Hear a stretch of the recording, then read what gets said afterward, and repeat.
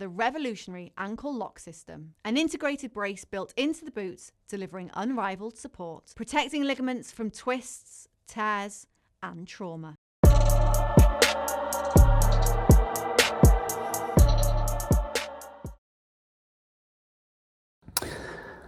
Hello, my name's Frank Gilfeather. You may have seen me on social media under Frank's Noble Art, but now I'm happy to tell you that I'll be reporting weekly for Boxing Social and giving my take on what's happening in the world of boxing week on week. And I want to start this time by talking about the introduction to boxing, if you like, by Dana White. Now, he is the UFC boss. He's the master of marketing and the high priest of hype. He's come in with new ideas, along with Turki Al-Sheikh, to kind of stir up boxing and make things happen. Now, what we're finding with this is, in my view, the muddying of the waters. White wants to stop recognizing the WBC, WBO, WBA, and the IBF. And that's fine, because I think what he's thinking about is absolutely correct. And that is to have one champion for each weight division and not multiple belts and too many champions. So sweep that all to one side. These organizations, of course, will still hang on in there and do business with other promoters like Top Rank, I guess, and Eddie Hearn and Queensberry Promotions. But for Dana White, he's single-minded. He and Turki Al-Sheikh, and remember, Turki has already created quite a stir in boxing in a good way, because he made fights happen. All those kind of fights that we heard talking about for so long, he came in and he made them happen. And he did it because he has heaps of cash available to spend on the big fights. But where Dana White might have a problem is he wants, in the end, to equalize, if you like, the payment to fighters round about the same as he pays UFC fighters. Now, in my view, that's not going to happen for a long time, certainly not with the big names. Can you imagine Usyk, Canelo, Crawford, and all the others who've been given big purses by Turkey? Can you imagine them saying to Dana White, okay, we'll now be prepared to box for less money? I don't see that happening. So what's going to have to happen is that White is going to have to wait until people like Usyk and Canelo and the others retire and leave boxing. And then he will have a blank sheet of paper to say to the new fighters coming in, right, it may have been that you were paid big money before, but not now. This is what you'll get. So that's a kind of grey area right at the moment. I think Dana White's in it for the long haul. He's playing the long game. He's waiting to find out if in the next generation of fighters, he has the control that he needs to make it happen. But here's the big thing. Does he put the emphasis on the profits for the brand, or does he take into consideration the well-being of the fighters and the kind of money that they will expect? That's an interesting point.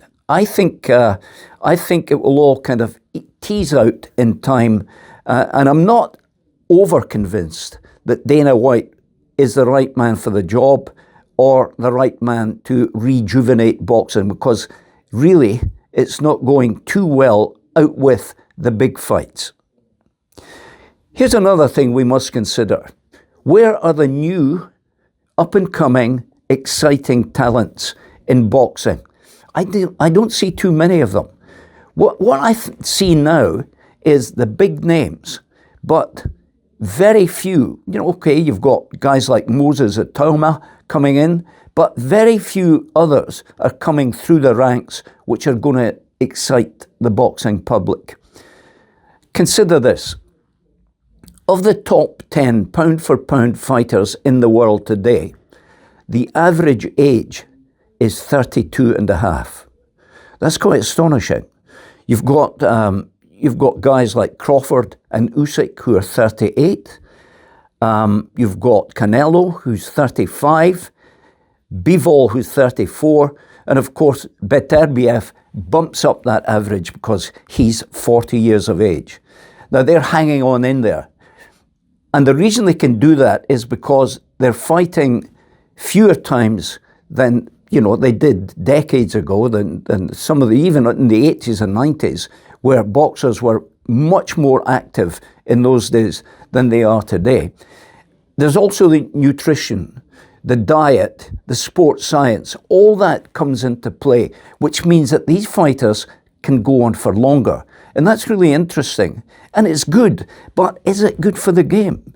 Do we not need every so often a fresh wave of talent which will come in and give the boxing public what they want and what they need? Incidentally, in that pound for pound list, the youngest is 27, Nakatani from Japan. And at an age of 27, years gone by, boxers would be thinking about retiring. So that's the way boxing is beginning to shift. And this is where Dana White comes into the equation. He'll be looking at all of that. He'll be looking at the age demographic and thinking, we can restyle, we can remold boxing the way he wants. Boxing has turned really interesting all of a sudden with the announcement that Tyson Fury wants to fight in 2026. Of course, we're all asking, who will the opponent be? Will it be AJ? We hope so, because that's a fight that everybody wants to see. Now, Fury is one of these characters who switches from, I'm going to retire, to, no, I'm not going to retire, I'm going to come back again, and back and forth like that. He's kind of tantalizing in that way. But now he said for certain he wants to fight next year, and he will see this huge opportunity to earn another massive payday, perhaps at Wembley Stadium in London. And I hope the opponent is going to be AJ. In fact, Fury and AJ probably don't have many more fights left in them, which means that the natural thing to do for the big final payday for each of them is to fight. That would be a fascinating one. The other one I'd love to see, perhaps more than that, would be, and this has been mooted as well, if Lomachenko were to come back and fight Pacquiao. My goodness, can you imagine the skill, the resilience, the stamina, the sheer ability and effort from those two boxers clashing? That would be a tremendous fight to see, despite their ages. I mean, look at Pacquiao, comes back and fights and a draw with in the world welterweight title fight just the other week. That was incredible. Nobody really predicted that one. So boxing needs to take hold with those names, but still, we need to see the young talent coming through, because we cannot rely on these big name fighters who may be past their best saying, okay, I'll fight if I'm given a heap of money. And we can't just rely on that. We need to see new young talent coming through. But my goodness, these two fights I've mentioned, wow, they're mouth-watering. Now that Ben Whittaker has signed up with Eddie Hearn and Matchroom, we can look to see him being put on the path towards a world title fight. Now, he's got a fight coming up in Birmingham in November against a German boxer.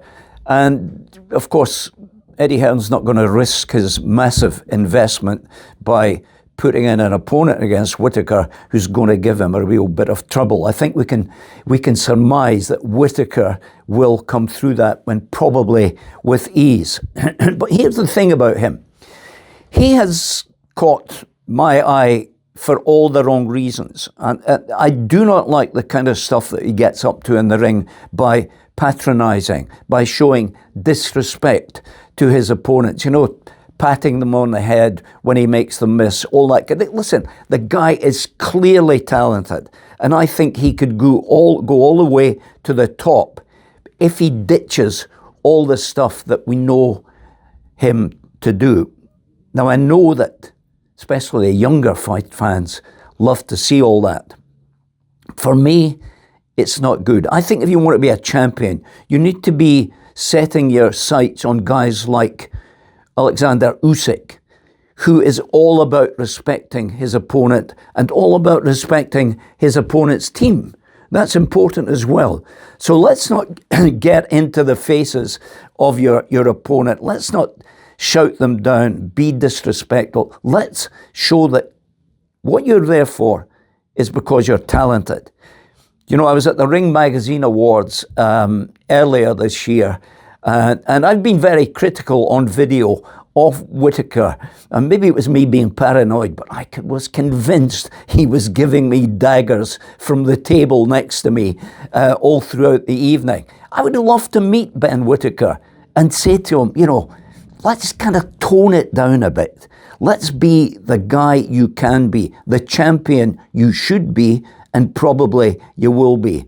So here's my challenge to you, Ben. Give me a call. Let's get together and have a chat. Lastly, I want to say that next time I see you, I'll be looking closely at the upcoming heavyweight fight between Joseph Parker and Fabio Wardley. That's at the O2 Arena in London on October 25. For me, it's an intriguing fight.